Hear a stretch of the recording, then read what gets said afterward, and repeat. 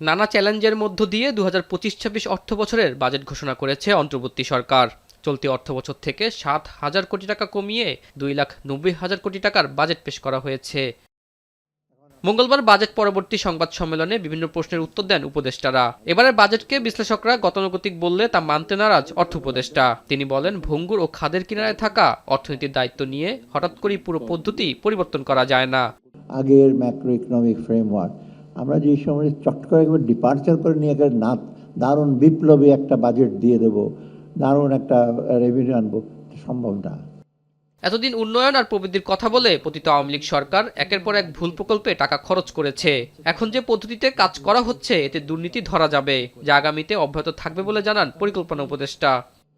এই সমাপ্ত প্রায় অর্থ বছর এবং প্রস্তাবিত আগামী অর্থ বছরের বাজেটে যে উন্নয়ন প্রকল্পগুলো আমাদের বাস্তবায়ন করতে হচ্ছে সেগুলোর প্রায় সবই পূর্ববর্তী সরকারের নেয়া প্রকল্প।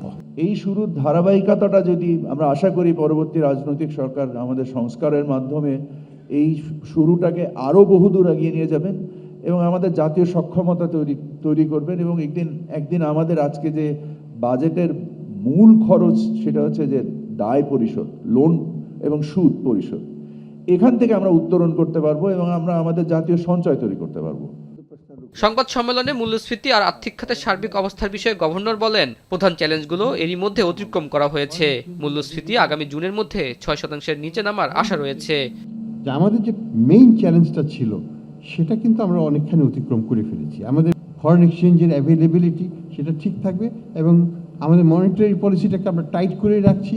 আমরা আগামীতে এটাকে ইন্টারেস্ট রেটটা কমিয়ে আনবো যখন ইনফ্লেশনটা ৭%-এর নিচে নেমে যাবে। আমরা আশাবাদী এটা জুলাই, অগাস্ট, সেপ্টেম্বরের মধ্যেই আমরা সেখানে যেতে পারবো।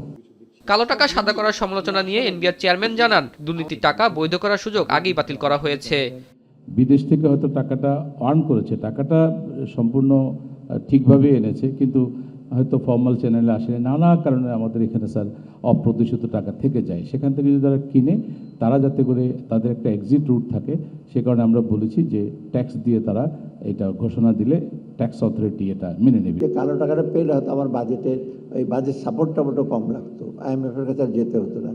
আনফর্চুনেটলি আমরা সেটা পারি নাই। সেকেন্ড যেটা হলো যে কালো টাকার ব্যাপার, অনেকে বলছেন একটা প্রশ্ন যে কালো টাকা সাদা করে দেওয়া ঢালাইভাবে। কালো টাকা কিন্তু এটা ঠিক কালো টাকা না। আমরা যেটা যে অপ্রতিষ্ঠিত টাকা কোনো কারণে যদি আপনার কাছে থাকে, শুধু ফ্ল্যাটের ব্যাপারে একটা বিধান দেওয়া হয়েছে। প্রস্তাবিত বাজেটে ব্যাংক খাত থেকে সরকারের ঋণ নেওয়ার লক্ষ্য ১,০৪,০০০ কোটি টাকা। গত ১৬ বছর অবাস্তব বাজেট হওয়ায় তা বেশিরভাগই বাস্তবায়ন হয়নি। পরোক্ষ কর দিয়ে যাতে মানুষের ভোগান্তি না বাড়ে সেদিকে নজর দেওয়া হয়েছে বলে জানান উপদেষ্টারা। সংস্কার কার্যক্রম এই ব্যাংকগুলোকে আতাউর নিয়ন, এখন, ঢাকা।